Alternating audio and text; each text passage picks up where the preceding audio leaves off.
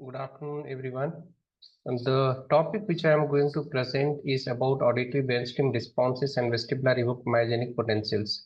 Now, in this topic, I am particularly going to talk about the clinical utility of the auditory brainstem responses and vestibular evokemyogenic potentials in diagnosing the cochlear versus retrocochlear pathologies.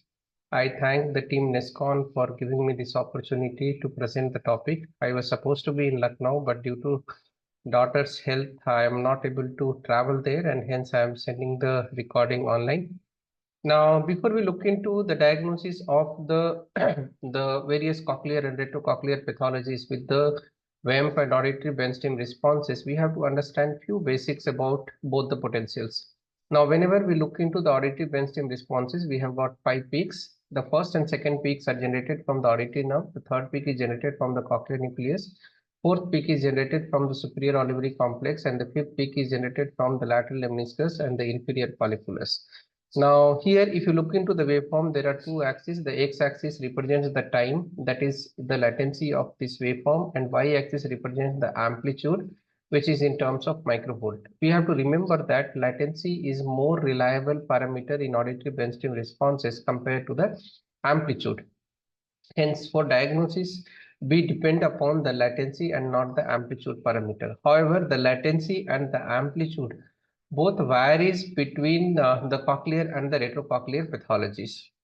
Now, another thing which we have to understand is that the basilar membrane, as we know that it is a resonator, and the base is responsible for the high frequency and the apex is responsible for the low frequencies. And whenever we present the click stimulus to record the auditory brainstem responses, it is processed through the resonator, and hence what will happen is the auditory brainstem response, the latency always is a major parameter, not the amplitude.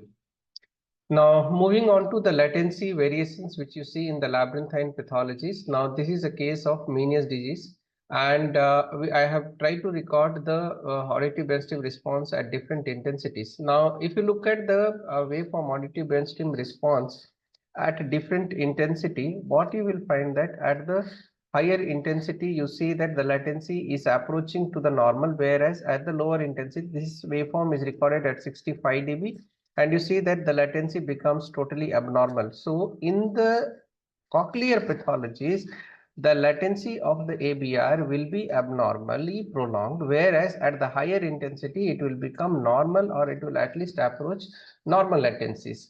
Okay, and this happens because of the presence of recruitment in the cochlear pathology. So whenever you record the ABR at different intensities, you will understand the pattern. The general pattern, if you record the ABR at different intensity in the normal hearing individual, for every 10 dB reduction in intensity, the latency will be prolonged only by 0.1 milliseconds. Now, the latency variations of ABR, which we have to understand in retrocochlear pathologies, it totally depends upon the site of the lesion.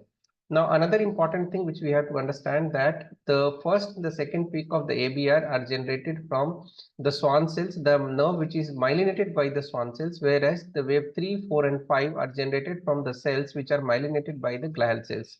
In between, there is a zone of transition which is called as obstener Redlich area, and this obstener Redlich area is important because this is the zone from where most of the sonoma, the auditory nerve sonoma, will arise.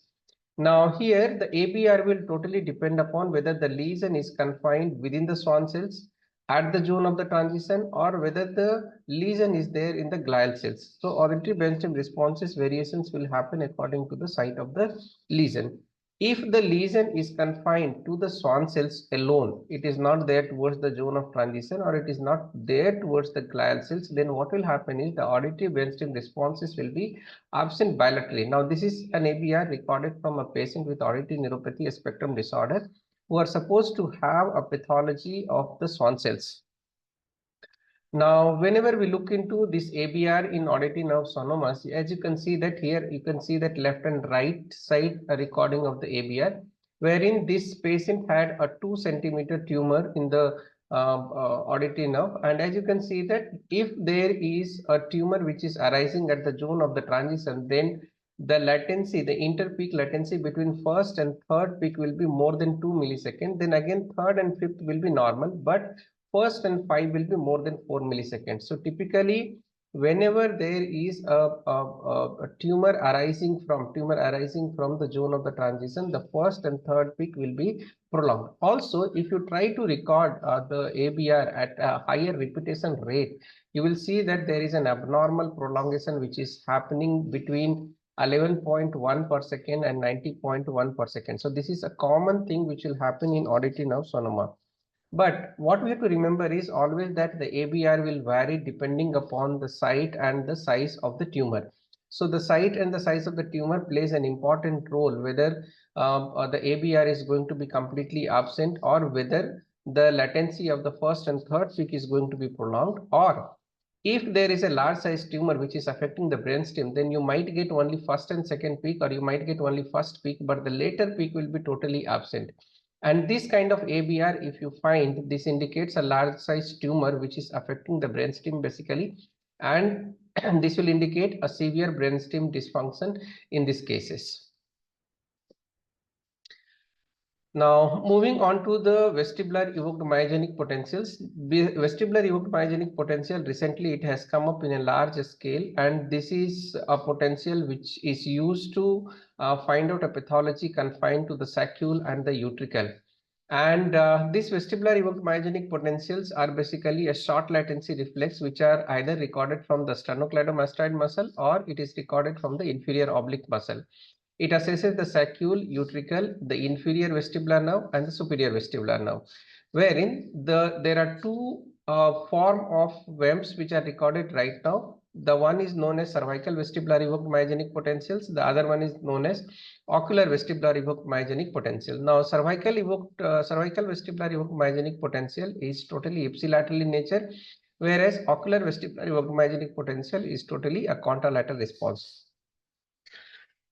Recently, we are also recording masseter VEMP, but however, the clinical usefulness of this masseter VEMP needs to be tested yet. It has not been done in various vestibular pathologies. So whenever we look into the cervical vestibular evoked myogenic potential, it is a biphasic peak wherein the first peak is a positive peak and the second peak is a negative peak. And this first positive peak occurs around 13 milliseconds, whereas the second peak occurs around 23 milliseconds. Whereas in the ocular vestibular evoked myogenic potentials, there are three peaks which are present. The first peak comes around 10 milliseconds, the second peak comes around 14 milliseconds, and the third peak comes around 20 milliseconds. And again, we have to understand few basics about the vestibular evoked myogenic potentials, like how we understood in auditory brainstem responses. The cervical VEMP pathway is from the saccule through the inferior vestibular nerve. It is connected to the vestibular nucleus, and from the vestibular nucleus ipsilaterally through the medial vestibulospinal tract, it is supplied to the spinal accessory nuclei, and from a spinal accessory nuclei, it is going to the sternocleidomastoid muscle. Whereas in the ocular VEMP, the connection is from the utricle. The utricle is connected to the vestibular nucleus via the superior vestibular nerve, and from here it is contralaterally supplied to the ocular motor nucleus, and from here again it is connected to the inferior oblique muscle over here. So whenever we are recording the cervical VEMP, it has to be recorded ipsilaterally, whereas whenever we are recording the ocular VEMP, it has to be recorded contralaterally. This is the first thing which we have to understand. Now, another thing which is very important for us to understand is that as in the cochlea, we saw that there is a basilar membrane, whereas in the vestibular system, there is no basilar membrane. So you have only the otolithic membrane, and upon the stimulation, the entire hair cells are going to move together in a particular order. So hence, the depolarization or the hyperpolarization will occur together in these hair cells. And hence, whenever you are looking into a vestibular pathologies which is confined to the labyrinth, not to the, I'm not talking about the retrolabyrinthine pathology, I'm talking about the labyrinthine pathologies which is there, then the y-axis becomes important here. That means to say that the amplitude of the cervical and the ocular vestibular evoked myogenic potentials are more important in diagnosing the pathologies which are confined to the inner ear. Whereas the latency and the amplitude both will become important when we are diagnosing the cases of retrolabyrinthine pathology. So amplitude, major parameter for all the labyrinthine pathologies. Now, one by one, I'll put the waveform and I'll try to explain. Now, this is a patient with left ear Meniere's disease. And whenever we compare the amplitude of the right side versus the left side, you can see that at 500 Hz stimulus, there is a depressed amplitude compared to the right side. So now the amplitude is reduced, but whenever you will look into the latency is approximately same on the affected side versus unaffected side. Okay, but the amplitude, there is a difference. So whenever you are looking into any labyrinthine pathologies, the amplitude is going to reduce, the latency is not going to change. The latency, you will not get any prolongation of cervical or the ocular vestibular evoked myogenic potentials. Now, this is the same patient. We have recorded the ocular VEMP here, and as you can see that there is a presence of ocular VEMP in the right side, but there is a totally absence of the ocular VEMP in the left side whenever there is an involvement.